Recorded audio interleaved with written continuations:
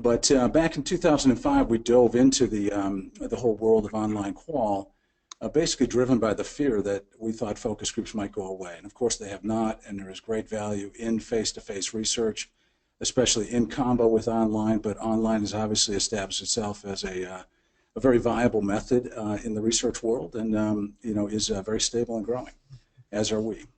We launched AHA in 2012, have evolved it into a very comprehensive suite of tools, as Bill mentioned, and what we're going to do today is focus more on projective techniques. And what I'm going to do is show you a bunch of different things that have actually been done in the marketplace that I think are really cool, insightful, creative, and were created or the genesis born from client ideas and thoughts that have come up over the years.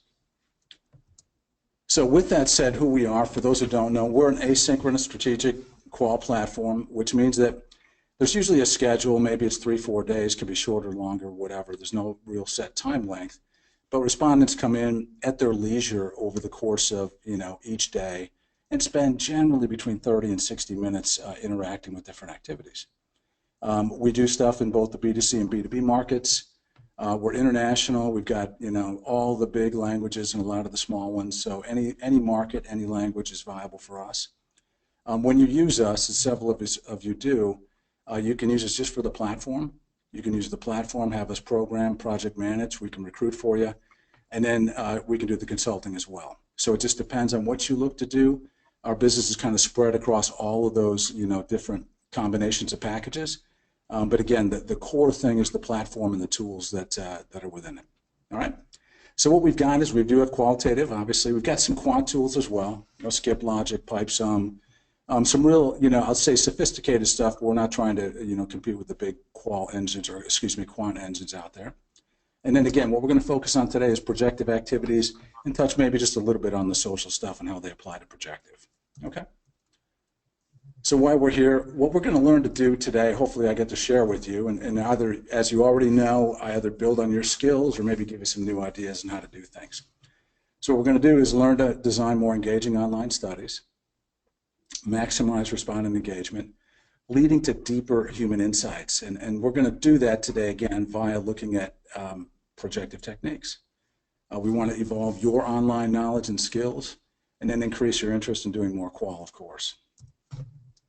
Now what we're going to look at best practices. I'm not going to spend a ton of time on that, but we're going to look at methods, tools, and tactics for designing successful projective exercises. We're going to mix in the projective online qual activities to increase engagement and depth. We're really going to show you how to do that.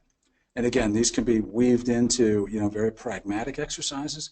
But again, when you layer in some projective stuff, it's really deep and rich for you and interesting and fun for respondents as well. And then what I'm going to do is basically show you the next generation of tools to help you go deep, deeper and more connected into the minds and emotions of consumers and respondents. Key takeaways, what I want you to walk away with today, I want you to have a good feeling about the projective possibilities and the creativity around that. I do want to share our best practice approaches. I want to give you, hopefully, some better online qual selling skills. If you're already doing it, great. If this gives you some new ideas, even better. If you haven't really dived into the online qual world yet and projective techniques, hopefully this gives you a good base to go out and be able to talk about it. We want to give you more confidence in the methodology that it is proven, that people are doing lots of different exciting and interesting things. And one thing I do want to point out here is, when you talk about projective, it's great if you're a psychologist, but this stuff is so, so kind of easy to get your arms and heads around that you don't need to be a psychologist to understand, themes and patterns that emerge. So the stuff we're going to explore, I'm going to dive in on storytelling. And, our platform is very malleable. We've got a template that I'm going to take you through. And then I want to show you how it's been used by lots of different people to do lots of different things. Same thing for Collage. It's got a ton of iterations. I want to take you through a bunch of those. And again, there's no set, fixed way to do any of these things. It's all very creative and can be adapted to whatever your objectives are. I'm going to show you some fun and basic stuff like fill in the blank type exercises and take you through a couple real creative activities that have been developed over the years. One is kind of what I call an I am type exercise. It's very much a self-definer. And then I'm also going to take you through one that, again, is very custom, very cool. It's kind of called Inner Critic, and it helps people to really emote and share how they feel about different things. And I think you'll find that interesting to go through it. So just to step back for a second and just talk study best practices, I'm not going to dive in too deep on this, but online qual, the 101 of online qual is basically, hey, have clear objectives. Don't overload your respondents with stuff over the course of whatever number of days you're going to do the studies. We truly believe, 30 to 60 minutes a day is kind of perfect. But I will say that, again, the more you load them up, you better be paying them incentives to be able to make that happen so that they do commit, they do feel the value is there, that the commitment is there, and that they're rewarded on the back end for their efforts. Recruiting is critical. Lots of different ways to recruit. We typically recommend a focus group style qualitative recruiting from databases.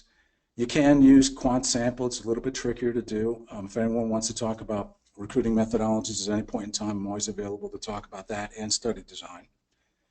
You also want to be creative. So when you develop your studies, you want to look at different activities that engage them, that make it different. It's just not open-ended question after open-ended question. You really want to mix in different things that make it all work for you. And an important thing, too, is to design with the report in mind. As those of you who have had to analyze online qualitative studies, they can create a mountain of unstructured data. It takes a lot of time and effort to go through all that. So you want to make sure you're asking great questions, giving them great activities that are both, again, interesting to you, interesting to your client, and are fun, engaging, and emotive for respondents. So the way we kind of look at things, if I looked at a typical study, and again, there's so many different design capabilities or possibilities, number of days, number of activities, etc. This is kind of a standard sort of approach that works and is used quite frequently. One is kind of a getting to know you exercise, kind of sets the context in day one, who these people are, what they're all about, what they like to do. You usually will dive in a little bit into some of the category behaviors, so you get them kind of thinking about what it is you're really trying to understand over the next couple of days. But again, it's a great context setter. The second day might be something like understanding a shopping journey or decision-making journey. A lot of times that's using Collage, and I'm going to show you a lot of iterations of that today. The third day might be something like storytelling. And again, you're asking them to tell you a story. You're going to usually be looking for at least 30 minutes of committed time. So that tends to be pretty much a standalone, activity that's all about just that story on that particular day. And again, you may think it's going to take 30 minutes, but a lot of people oftentimes will put in 45, 60 or more just because they get into it and they enjoy the actual activity and the sharing with us. Okay. And then the fourth day might be something like, hey, let's share reactions or get reactions to ideas. Let's show positioning statements and different concepts. All right, so now one thing you do need to understand here too is that you do want to mix it up. Do not make it a survey. Do not make it a committee type approach where there's a million questions. Again, the differences in activities over the course of the 4 days or 3 days or 5 days is really critical to engagement, to getting good creative thinking and connectedness with the respondents. So the things we're going to go over, we're going to talk about storytelling. So we've got a template, and this storytelling techniques, they can be, told fiction, they can be autobiographical, nonfiction, whatever you want them to be. We've got a template, and you'll see it in a little bit better resolution when we go to the web. I'm actually going to take you out to the platform and show you these things live. So what we've got here is a template that you build. You just go in and customize it to whatever you're trying to learn. We give people a creative font, so they're actually writing in a font that looks a little bit and feels a little bit more creative. We have them actually typing onto a piece of loose leaf, so it feels like, again, they're writing a story. And on this left side here, what you can see, and I'll show you this in more detail, is you've got a roadmap. And it's really the key things that you want them to explain to you throughout that story. And one thing to kind of note, we learned this early on, maybe 7, 8 years ago when we started doing storytelling, is that people don't just fall out of bed and are great storytellers. Of course, some people are, but if you give them a little bit of coaching, a little bit of a framework without leading them, so that they do include everything that you're trying to understand and you're able to tease things out according to the way you want to do things, it really makes things go a lot better. They get comfortable and they feel structured and a little bit, inspired to give you the kind of level of detail and depth that you're looking for. So that's storytelling, and again, I'm going to show you a bunch of examples there. We've got a collage tool that we've been evolving for about 7 or 8 years. We've got lots of different iterations. I'm going to show you a bunch of different options of ways of doing things. I've got a couple screen captures here of different approaches, but I'll show you these live. So you've got the ability to do collage with your images only. So you can choose images from our media library. You can add your own images. They can add theirs. It can be just a collage with respondent images, where you're saying, hey, tell us the story of your life. Go to your photo library, grab a bunch of pictures and images, and tell us your story. We can have a collage with combo images, so it could be something symbolic, where they're picking from a palette of our images, your images, or adding their own. You can create custom backgrounds, which you're going to see a bunch of those today. And those custom backgrounds can lead to things like the journey mapping and the grouping and sorting. So you've got this ability to, again, create a background or a template within the collage that these people can build around and really be creative, but again, within a little bit of structure, so you're assured of getting the things that you're looking to understand out of them in that particular exercise. All right, so that's collage. We'll touch on brand mapping a little bit. There's some brand persona stuff I'm going to show you. Obviously, that's projective. The perceptual mapping, since we're in the collage zone and it kind of plays off that technology, I am going to expose you to that. That doesn't always lend itself to being projective so much, but again, it's worth sharing with you in this particular session. And then, again, I'll show you the perceptual brand mapping stuff as well. Now, the one thing, too, to think about as we go through this is that anything that we do in this whole projective area has the ability to be shared socially. We've got 3 different types of tools. The one that lends itself perfectly to sharing projective techniques and activities is our news feed, which is very much like a Facebook-style news feed where posts are made either auto-fed from an activity that they do, or they're hand-selected by a moderator. Some comments might be added, and then the collage is shown, and then there's a conversation after that where the respondents can add comments, they can like, and you can even turn it into an idea contest if you'd like. So what I'm going to do now, I'm going to take you out to the platform, and I'm going to show you the real stuff. So enough of the hypothetical PowerPoint stuff. Let's show you the actual technology and share with you a lot of different things that we're going to do. So I've broken these into activities. This view you see right here, this is essentially what a respondent would see if they came in. And again, it might be getting to know you. The next day might be, the journey. The next day might be storytelling. The next day might be, concepts and ideas. Okay. So I'll start off with storytelling. We're going to stay very singular and focused in this particular vertical here. And I'm going to take you out and show you exactly what that looks like to the respondent. So this is just as if you exposed a concept to the respondents. We've got storytelling. And now I'm going to force through some of these. You see this force next. And the administrative button only. Next would be the respondent stuff. But I'm going to do this so we don't have to answer any of the questions as we go. So I showed you a little screen capture in the PowerPoint.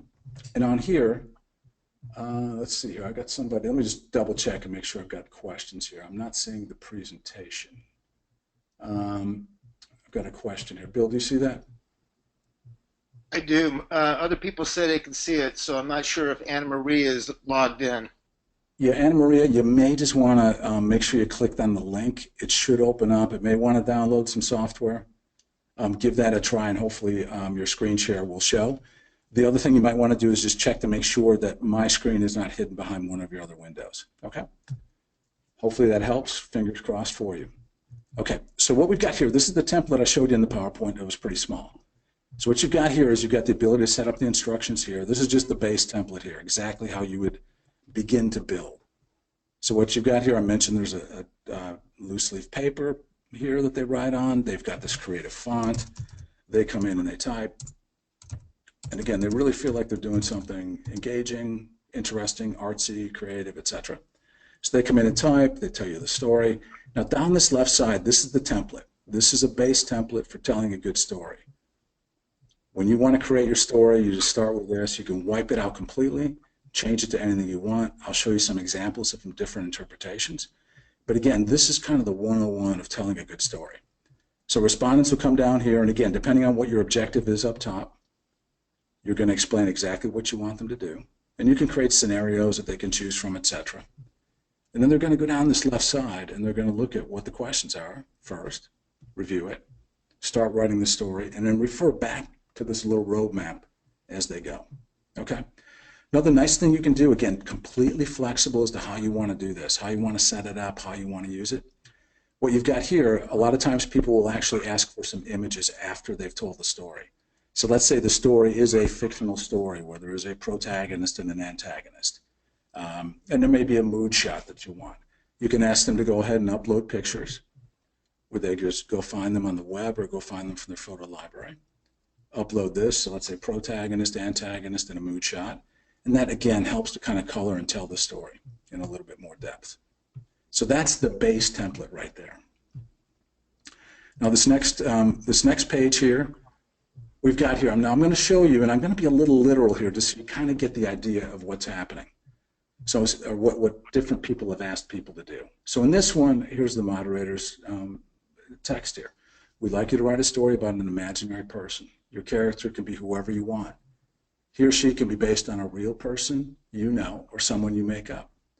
The only rule for your story is that the title must be a structured life. So they'll put a structured life in here, and that's what they're going to write to. You can write whatever you want as long as your story makes sense to this title. That is, in some way, your story must address your character's desire for a structured life. And again, I'm not going to share the product category this is all about, but again, I think you get the idea. Now, this would be about how he or she lives in a structured way, pros and cons of living a structured life, how or she feels about, living such a life. Okay, so then there's guidelines on the left, and we ask them to go in, look at these, and again, these are a little bit customized from what we had as our base template. Some things were deleted, some were changed a little bit more, but again, gives the roadmap, gives them a little bit of a guidance, and the resulting stories are very rich and deep. Okay, on this one, no picture uploads. You can even ask for a collage if you want it afterwards. But again, that's a pretty basic, fictional story attempt there at a structured life. Okay. Another iteration here is something we call letter to a friend. It could be email to a friend, whatever you want it to be. And again, on this left side, I've just got the base template in here. I'm not even sure they actually used it there. But what you've got here is the ability to go in and have them type a letter to a friend. So it could be, hey, you're going to buy a new house. Now go write a letter to your friend about what that whole home buying process was all about. Seeking a mortgage, finding a house, et cetera, not necessarily in that order. Then they'll go in and they'll write that as an email or a letter to their friend. So again, you get incredible connectedness. It kind of takes them out of just answering questions about what was the challenge about doing it, what wasn't. And again, you would want to probably give them that roadmap over here on the left side that does direct them as to what it is you truly want to understand about that whole process. So that's storytelling.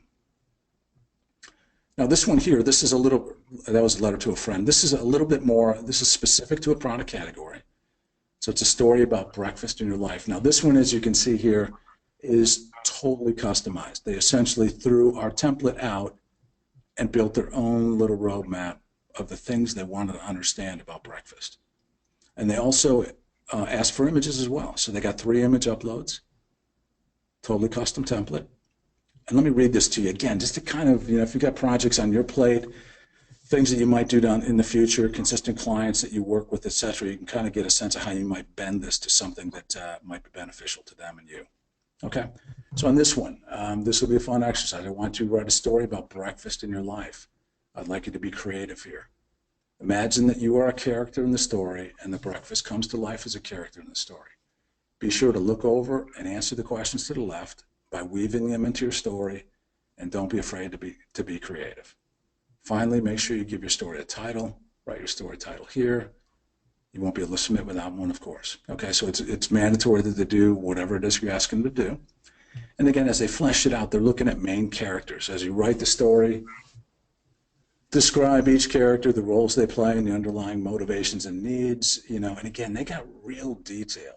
What role does the breakfast play in the story? And they gave some like archetypal type, examples to that.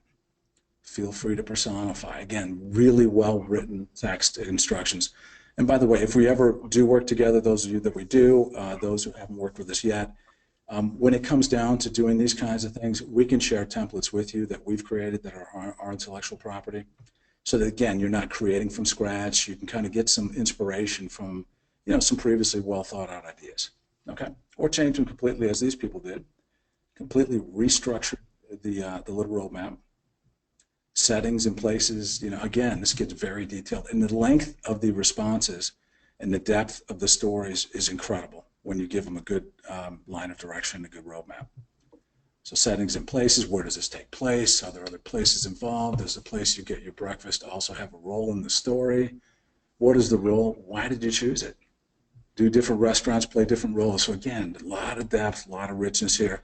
Projective completely. It's not literal stuff, but you can, without being a psychologist, you can really start to pull out themes and patterns, from these stories that help you really get deep, deep, rich insights to take back to your clients or your internal clients if you are a client. Okay, then picture uploads, again, depending on what you want to do, you've got all kinds of options there. Okay, so let's take you on to another example. Okay, now this one here, this was a business-to-business project, and what the client or what the consultant wanted to do here, they took this template and said, hey, let's have the respondent write a letter to a technology company. So you're talking to maybe to a tech guy within a corporation, okay? And these people, you don't want to overload B2B stuff with projective stuff and collages and everything else, but if you pick and choose the right things, it makes sense. Write a letter to a technology company, very straightforward. Okay, I get that. Now let me explain a little bit what they asked for here. So there are so many companies today that are focused on creating technology for professionals. Imagine a technology company that's wanting to create technology products, both hardware and software, to meet your design needs at work. Please write a letter to that technology company to help them better understand how they can help you design better. So again, they give them very specific instructions, and they really narrowed down that template over here, the roadmap. And they took it to very specific things that they want to understand, made it pretty simple for the respondent to reference back over to these different areas. And again, they write their story according to that little template, and boom, they're out. So again, a lot of these projective techniques, it's a little difficult maybe to get doctors and CEOs to do these types of things. But if you take these things into the real life kind of things that they might do, like an email or a letter, it becomes very straightforward. They look at it, they get it, and it really gives you a chance to have them address a lot of different issues and opportunities without asking them just, a bunch of open-ended questions. Depth and connectedness is completely played out. Another one here, a planet providing fulfilling meals, imaginary story, okay? This activity is about forming a story around the guidelines we're providing and adding characters to the story to paint a picture around them. Don't forget to give your creative, don't forget to give it a title, get into your creative zone and have fun writing. Here's the deal. So they talk about feelings and experiences, okay? So they're deep on this whole touch points of emotion, feelings. Now down here, they customize to this. The place, where is it? Give us depth. The people, who are they? The conversations, it really gets layered in. So again, you get a lot of deep, rich feedback.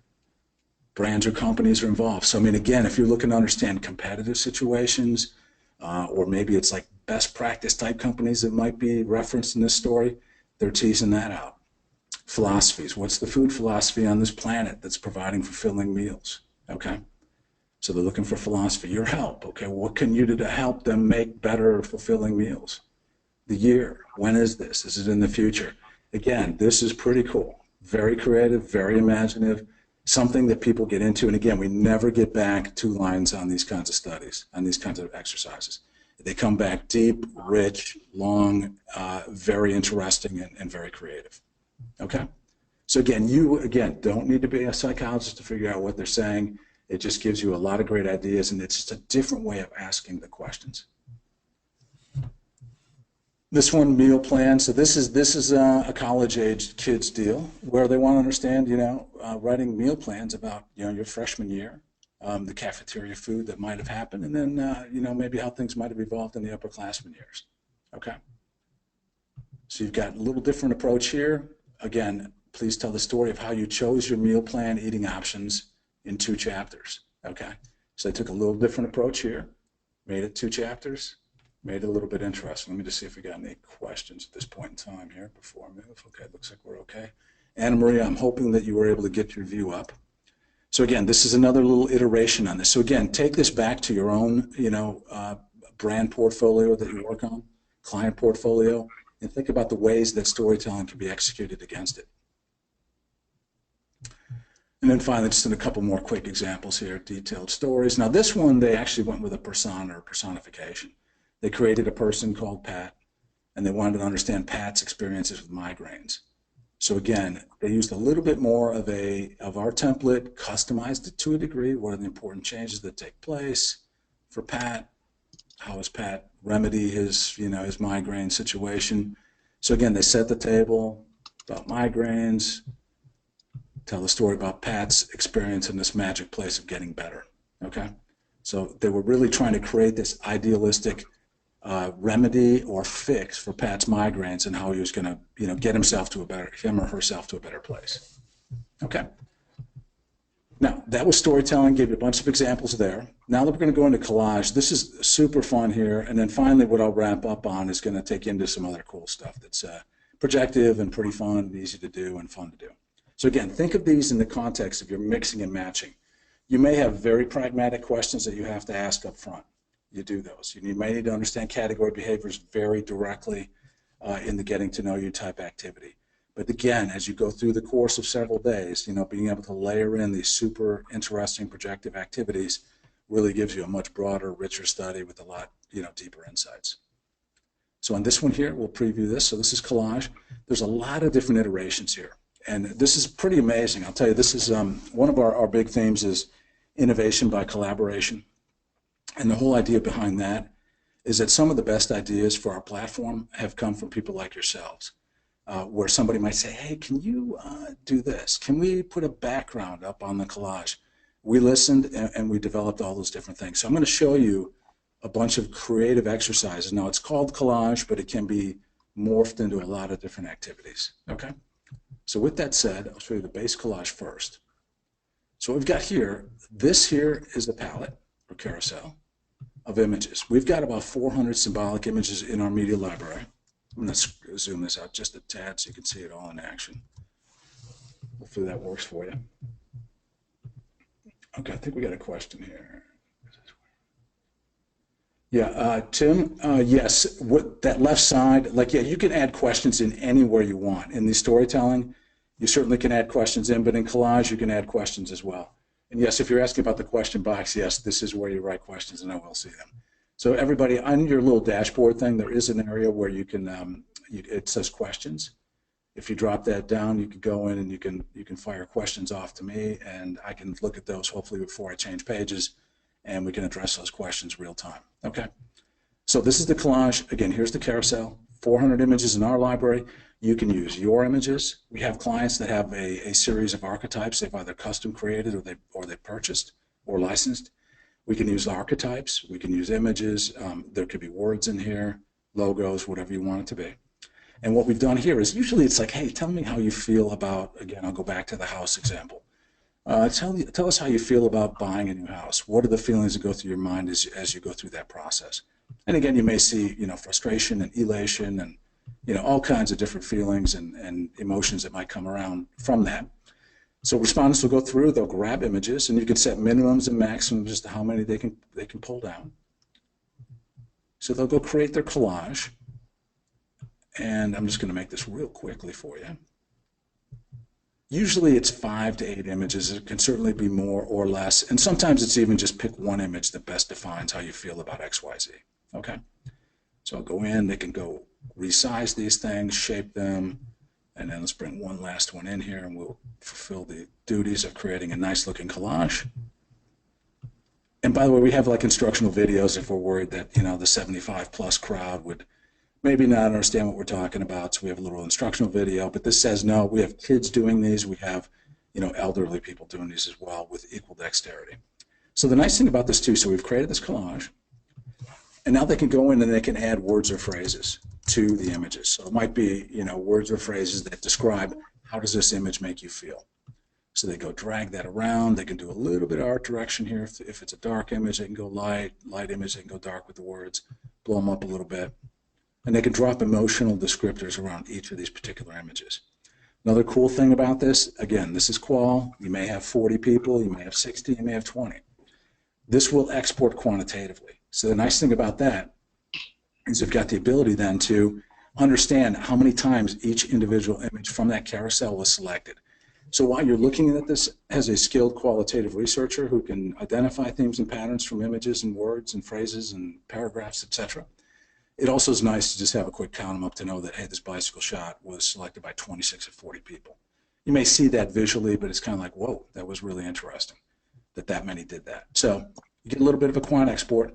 The thing you always want to ask, and again, we're always here to help design things, and again, I'm pushing the techniques and the ideas. Obviously, we're selling our platform as well, but I'm not going to push on that too hard. But if you do ever want to speculate, whether you are a client or you're just a prospect and you want to talk about study design, and if it, especially if it will help you sell in a project, we're certainly happy to help you with screen captures, maybe a little bit of custom work, maybe to help you, develop some flow so that you can actually take, kind of a conceptual idea and be more literal as you sell it into your prospects. Okay. So what we'll ask here is we'll always ask for a collage title. We recommend it anyway. So you say, hey, give your collage a title. Tell us exactly how it makes you feel. And then over here, then we usually say, hey, give us a little bit of a description about your collage. How does it make you feel? What is it all about? Why did you select the images that you did? So that's the base collage there, okay? Now we've got a respondent image collage. Now this is one where you typically can use it either, again, in symbolic fashion, or you can go ahead and use it in a way where it's more literal. You might say, hey, getting to know you exercise. Let's go in here and let's go grab some pictures that represent your life and what you like to do. So let's go grab a picture of a stadium. I like to go to sporting events. So I might say, hey, upload from your photo library 7 to 8 images that tell me who you are, okay? Or symbolic images that tell us how you feel about something. So again, it can be more literal on the tell me the story of your life, or can be more symbolic in terms of, hey, tell me how you feel about, again, buying a new car, buying a house, selecting snack foods for your kids, etc. And again, give it a title, tell us what it's all about. All right, now this next one, I'm going to get into a little bit more stuff here. Now this is where it gets cool. That stuff is very cool in and of itself. This is where things get very creative. This is an idea that came from a client. Client said, hey, I want to create a little bit of a journey map. I want to understand the daily commute that people have on their way to work every day and understand the role their vehicle plays in that commute. So what they've got here, again, there's instructions about what they want them to do. They want them to select, 2 or 3 images for each of these columns. They created the journey. I'm going to just blow that up a tad so you can probably read that better. So they want to understand, okay, I associate my commute with. During my commute, I feel like. While I'm commuting, I spend my time blank. And then this is the role my vehicle plays in my commute. And this was clearly the seminal question here, but all this journey here helped them understand, the whole composite of the commute and the role and relationship of their automobile in that commute. So what we've got here is images that were provided by the client. And they would go in and say, okay, now this is probably not accurate. Let's maybe put this one over here. I meditate on the way in. I associate my commute with, if you live in one of these very condensed, dense cities, that's probably how you feel. During my commute, you might feel like this. It might be a puzzle. Again, I'm just randomly grabbing these to try to help explain this. Maybe some people feel like it's a free fall on the way into work. Some people are drinking coffee on the way, so they want to understand this whole, this whole notion of what this journey is all about emotionally to them, okay? And the role my car plays in my commute might be something like, let's see, I think there's some more aggressive shots in here. Maybe it's just delivering you to the promised land, okay? So they can drop words in here as well, so you've got the little phrases that could be added. They wanted a title. And then on the way through this, so you've got this, think of this as a group sort or anything you want. But again, this is a journey map. We've seen tons of really cool creations. And by the way this is done is simply take a PowerPoint, go ahead and upload it as a background image. We can help you do that. And then you go in and you have people just basically drop, whatever images, words, phrases you want along that particular journey, just to depict and share how they feel. We always ask for a title. And then we'll drill in on each individual layer, each individual column here. So we've got I associate it with, during my commute I feel, the role my car plays, and any additional, discoveries they have that they want to share that they might have, felt during or was not included in this particular journey, they can add in here optionally. Okay. So that's the journey approach. Collage with background, we call that. Now, current meal plan, same kind of thing here. Basic collage here. This one, they want to understand how do you feel about your current meal plan in college, okay? Choose one of the images. Now, this one, they said just choose one. So you've got the option to choose as many as they want. 5 to 8 tends to be right, but 1 in this particular case. So how do you feel about your meal plan? And it might be, ho-hum. It's boring and not so good. So they'll drop this one image in, and again, they'll be limited to that one image. As you see, it'll block them from taking more in. If they want to change it, they go ahead and click the X. And then it's like, okay, now tell us, give us a title and describe, why you chose this image to depict how you feel about your meal plan. Okay? A little different approach, just trying to give you some ideas as to how this can be used. This one here, another super cool approach. This is a background created by a client. This is really telling the story of their life, me and pictures and words. So it can be pictures that are taken from the carousel, or they can upload their own pictures to this particular activity. So they'll go in, and they created this little background here. And the respondents did a fantastic job of going in and dropping these into frames and making it look good and telling a good story. And again, they can do any reshaping. So it's really a gallery approach that kind of made it feel like, wow, I'm really creating something here. Okay? So again, they'll go in, drop pictures. Again, they can pull these in from their own photo library. And then they'll talk about why it is they picked those pictures and how they relate to their life. Okay? So that was another collage with background, just a PowerPoint slide created to be the background. This one here, a little different approach here. We've got some markup tools. So if you wanted to have a concept markup, the collage can be used to do that. Got highlighting tools, stars, arrows, circles, you name it. There's a star. And again, it can be a background if you want. You can have people drag things down in, mark those up from there. And again, this particular tool here allows them to go in and expand. This is another option in our collage. But they can see all the images at once, go select them, drop them in on the canvas automatically. And to some degree, it does do a little bit of an auto layout. Okay? So it's a little different approach on collage there. Got a few other iterations to show you here. Now kids, this is done with kids as well. So here we ask kids to go pick some images that depicted a particular character and what that character is all about in a particular TV show. Okay? So they're going in and they're grabbing images, and these are all custom images from the client, not from our carousel. Very easy to load them. They gave them a fair amount of them to do. And as you can see, these do auto format as well. So when they drop down onto the canvas, they don't cover each other up. So you can go in, probably add 4 more before you start to block them. They create their collage. They can move things around, reshape, etc., add words and phrases, and there you go. So kids collage, example of that. So again, kids totally in play. Another one here, another collage with respondent images here. Again, this is totally, actually this one was totally custom again to the client's image selections. Question, why did you pick the images you did to depict this particular product? Now this is a brand persona collage. Now this one here, what the client did here was they created this background. And on this background here, what they did was they said, okay, this is all preset. So this was created in PowerPoint. And they wanted to understand these 4 brands, BMW, Audi, Mercedes, and Tesla, and how people associate, or what brand they associate with the images that are in each of these columns, okay? So let's say this might be BMW. This is, I believe, obviously Tesla. Mercedes might be here, a little bit more old school, and maybe this is Audi here, okay? So they got a sense of like how people matched up brands with the different image sets that they created. And it might be accurate to whatever that brand actually is, or it may have just been symbolic stuff that you create as a client. And they did it again down here, so they wanted to understand kind of a phase 2. So now they gave them a different set of images, trying to understand a little bit more lifestyle-oriented stuff. The first one was a little bit more literal. And they go in, drag, drop the brands to the columns associated with it, and then again, you're going to ask the questions as to why they drag these particular brands onto these particular image sorts. Okay? So again, collage with background executed a little bit different way there. Bullseye text, we have clients that come in here and they say, okay, we want to understand how you feel about certain things. So they can come in here and then go type in this box. So again, this is totally custom created. Anything your imagination would want to do.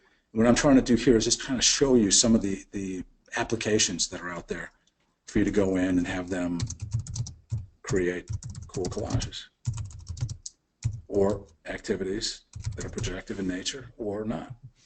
But again, collage with background as a tool to gain deeper insights. Okay, let's see here. Wondering, let me see if I got a few questions. I wonder if there are analysis tools for storytelling template. You know what, Tim, great question. Analysis tools for storytelling template, I mean, a lot of it is obviously the skill of the qualitative consultant in being able to pull the data out, but it lends itself beautifully to text analytics. So if you've got text analytic tools, it's a great way to use it. If you want to use a word cloud, that could be effective as well. So those are the two applications or tools that are best used to unstructured data and particularly to the storytelling activities. Let's see, and I've got, Robert's got a question here, can this also be embedded into a survey tool as a redirect? Absolutely, we do this a lot with some of the large quant engines that are our clients. What will happen there is they will bounce out from a quant study through an API into our platform, do the collage, whatever activities you want them to do, projective or otherwise, and then they bounce right back seamlessly. They don't even know really that they left the quant tool. So Robert, to your question, absolutely. And another question here from Robert, are these features included in the base package or these features priced separately? These are all part of our studies. You know, our pricing model is basically driven by number of people times the number of activities times a multiplier of 25 within reason. If you have 100 people and you've got 8 activities, we do a lot of discounting to make the economies of scale work there. But everything is in play on any proposal we do. All the activities, whether it's video, no matter how much video you want to use, whether it's projective techniques, open ends, closed ends, you know, any of that stuff, picture uploads, everything is mobile app, our SMS text to video tools, which could be another webinar at another time. But any of our tools are all built into our standard pricing. And then Amy has a question here. What is your general rule for the number of projective activities? You know, great question. I think the fatigue, okay, Amy's question is what's the risk of running into projective activity fatigue? And the risk you run into there is simply, you know, you don't want to give them 3 of these in a day. You know, on a collage, especially one that has them upload their own images, you probably want that to be a standalone. Storytelling usually is a standalone. You know, so again, you want to mix and match. We try to think of, let's say if it's a 4-day study, you're offering a $125 incentive. I would say you're looking for 30 to 45 minutes of engagement over that 4-day period. So I would say 1 projective activity per day. If it's a quick email to a friend, that can be built in around other stuff too. So hopefully that helps a little bit. Happy to follow up with you later if you have any more questions about that. But good question. This is a little workflow example. And again, I'll keep us moving along so we've got a little bit of time at the end if there are some more questions. But this is, again, client background, trying to understand workflows. They wanted people to drop words and phrases and go in and mark things up, come in here and circle things that are important to them, add rectangles, add circles, whatever it happens to be. So circle the most important thing, let's say, and they go in and they can mark this up with words and text around all these workflows that you see exposed here. So it's kind of a set workflow, but they wanted them to customize it to their particular job functionality. And then again, they ask questions about why they did what they did as it flows. Okay. Collage of your life. Again, I've told, oh, this one is, I will tell you, I'm going to show you this one live too. This is, we had a client who came to us and said, hey, you know, we really wanted to kind of create a little blog thing. So they made an example because they were a little worried, oh, I don't know if they know exactly what we want it to look like. So they didn't lead them, but they said, here's the things we want to understand. And this is the template that they put in. So respondents uploaded their own images and their own text. So this is their image upload. This is the text edition. And they went in and they built the collage over here, and then they talked about philosophy, ambitions, inspiration, and brands. Now, I'm going to quickly just take you over to see this real quick. And I want to show you this from an analytics standpoint too. This is that same study. These are the collages that came out with that template that the client created. I mean, these are all, I didn't delete any bad ones out. There was one that looked a little funkier that maybe got missed. Got probably dropped out. But these are unbelievably rich and good, and they did a great job. But this is how you'd analyze them, too. You start to see patterns. You can arrange things and filter so that you can sort and scroll according to the way you want to do things. Again, you've got lots of different options on the analytic front. So that's the background, kind of a blogging type background there. Let me take you out and see what else I got in this one. I think I might have one or two more good ones to show you. Perceptual Map, this is the last one. So this is a pre-built template, not necessarily projective. Here we've got the typical X and Y axes and the ability to drop brands around wherever they might fit according to how people feel. And then usually you'll ask about each brand individually. Why did you place them where you did? This also will export as what we'll call kind of a heat map, but it really exports as a composite map. So you'll see the average position of all the brands against the background, the same background, by segment and by total. Excuse me. Okay, so let's see, I got another question here. Would we do recruiting through you, or do we do it through our side? The question was who recruits. You guys can recruit, we can recruit for you. It depends how you want to do it. It's always a good discussion. We're very competitive on pricing. We use about 10 different recruiters, depending on what your needs are, what your geography is, if it's international, if it's domestic, if it's pharma versus consumer, et cetera. So we're always happy to bid. You can always bid it against your own recruiters, and we probably work with a lot of your recruiters as well. Okay? This is a very recruiter-centric, friendly tool. We tend to get, north of 90% participation on every study we do. All right, so that there was the collage stuff. Now I'm going to show you, we're getting a little bit winded down here. I'm going to show you some other cool stuff. So if I leave you any thought on collage, it is completely malleable. It can be a markup tool. It can be a total projective exercise. It could be responding images. It could be your images. It could be our images. It could be combo images.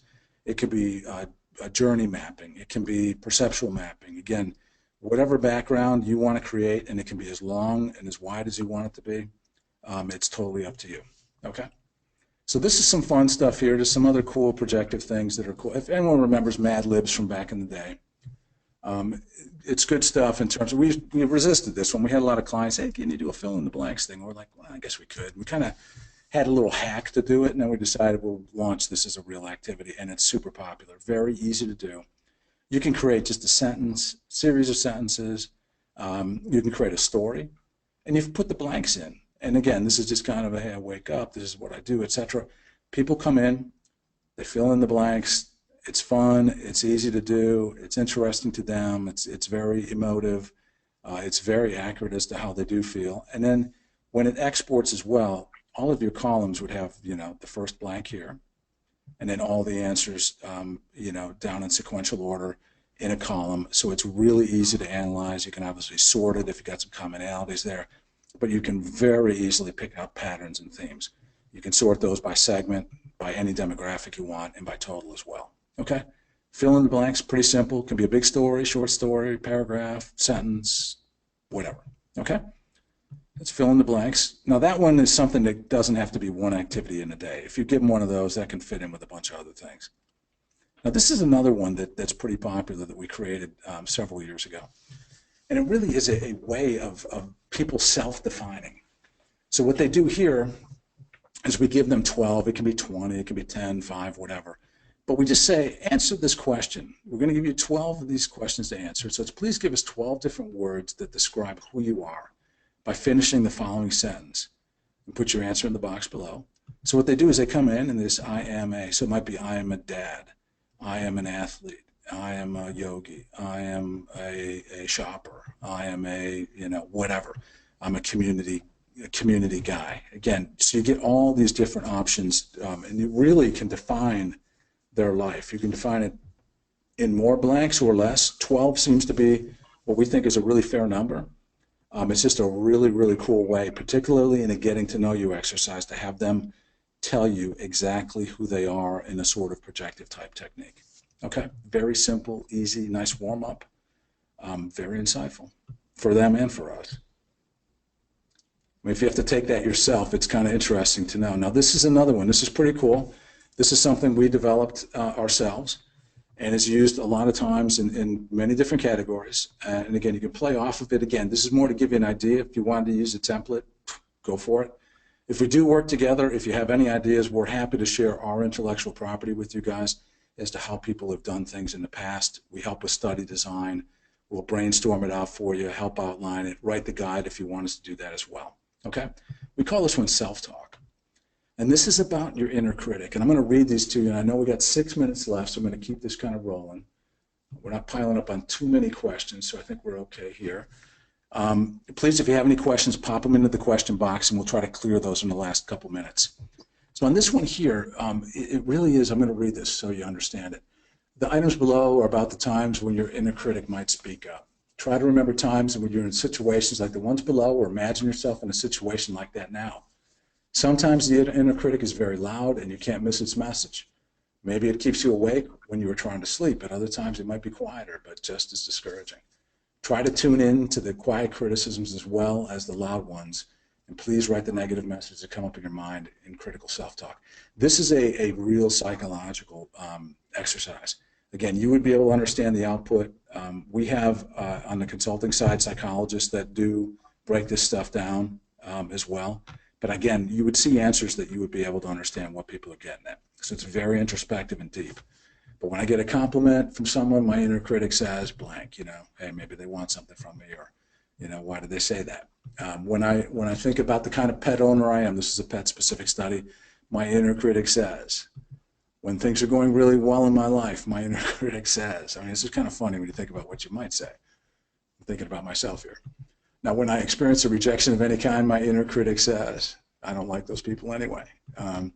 When someone criticizes me, my inner critic says. So you've got a bunch of these different, ideas and thoughts that, again, really, really get you deep on what people think and feel about themselves, okay? And again, you can take that on a positive side too. There's like a mirror image, kind of a polar opposite approach to this as well, but this is just self-talk. I just wanted to expose that to you as an idea. Okay. So in this one here, another projective type approach, and again, everything here is very mix and match and totally malleable. You can do virtually anything you want to do. In this one, the consultant said, hey, let's show some images. Again, this was around pets. So we're going to show images, and then we're going to ask you which image you connect with most, and then why. Okay, why did you choose this picture? What is it about it that connects with you? Tell us the story. What's going on? You can assume the picture is taken during or just after, before mealtime with my dogs. Describe what the dogs are thinking and feeling. I mean, this could be your kids. It could be anything, your friends, etc., your guests at a party. You're tailgating and you want to understand how they feel about the beer you're serving and the food. Describe what the owner is thinking and feeling. Again, so it gets deep and projective about what is going on here. So it's just a cool way of getting people to talk about things that are not literal. They are projective, they are deep, they're emotional, they're connected, and again, you get a lot of deep, rich responses around these type of activities. And again, this is just a mix and match created from the tools that we have. So we are right now at 1:57. I don't know if you guys have any other questions you want to fire into the question box, please do so. I'll take you back out to the PowerPoint, and let's see here. So back to the PowerPoint, and let's get on this. So what I want to do here is just kind of explain to you that when you're done with doing projective stuff or any kind of online qual, you get a ton of unstructured data. So you want to be pretty careful not to overload and ask a bajillion questions. Again, it'll be painful for you, and it'll be painful for your respondent if you just give them too much stuff to do. But if you give them rich, deep, connected, emotional, projective things to do, they enjoy it. They produce great stuff for you, for your client. It gets rich. And again, you got to get through it, but it'll be interesting to you. So be careful how you design your study, and understand you will get unstructured data. You'll also get an abundance of visual stimuli, picture uploads, collages. It's awesome to have this stuff to build your presentation. Video clips, you name it. So the more stuff you create in these projective exercises, both visually and from a text standpoint, you really come up with just a tremendously rich and deep report. When you go through this stuff too, I work with a lot of first-time online qual people. And just be confident that the patterns and themes that are in there, they will emerge to you. You will start to see them. We can coach you a little bit if you want us to share how we break data down. If you want to if you know how to do it, fantastic. And you know that, again, through these types of techniques, these projective exercises and activities, you know that patterns and themes will emerge. You will end up with a great report, and your clients will be thrilled at the end of the study. Okay? And then finally, let's see what we got next. My final thoughts, again, when you develop a guide, keep it focused and creative. Use your imagination. I showed you a ton of different iterations that were almost completely born from consultants' minds that just use the platform and are not part of AHA. Believe in the respondent creativity. When we recruit and you recruit, I mean, you recruit obviously for people to have skills and be able to articulate and share and emote. But believe in their creativity. They will produce. It's amazing. I showed you those collages that people did. I was blown away that they followed the template and they did a phenomenal job. And the other thing is, have fun with it. I mean, this is fun to develop. It's fun to execute, analyze. Great to see the respondents having joy when they do it. The letters and notes we get after studies are done are amazing. The more creative the study, the more, hey, thank you so much. I had such a great time and learned so much about myself and my kids, my family, my pets, how I shop, etc. So the possibilities are endless. So I do really appreciate you guys spending your time. Thank you so much for this hour. I don't see any other questions. Yeah, I do. I see two. Let me just get these real quick. Broad cost, please. Okay, Sandeep, broad cost standpoint. Okay, you got 7 days community, 100 people, just using the platform. Sandeep, I'd have to say very quickly on your 7 days, 100 people, let's say 7 activities, I'm going to say in the $5 to $6 grand range, if you do an activity a day. Typical studies that are 4 days and 40 people using any and all the components and activities and exercises we have with project management and support is in the $4 grand range, okay? So if that's broad, if anybody wants to follow up with me for a live demo, please do. Anybody wants to talk pricing, study design, needs any help on proposals, we're happy to do it. Okay? That is it. So I think we, a couple more questions. You're welcome, Sandeep, and I appreciate that smiley face as well. So everybody, we are at 2:01 East Coast time. I'm going to wrap it up. Again, my contact information is here. Please connect with me on LinkedIn, email, call, whatever you want to do. We're here to talk. We love talking study design. If you want to do a live demo, to roll through things a little bit more deeply, please let us know. We'd love to do it. Have a great day, everybody, and have a good, strong finish to your fourth quarter.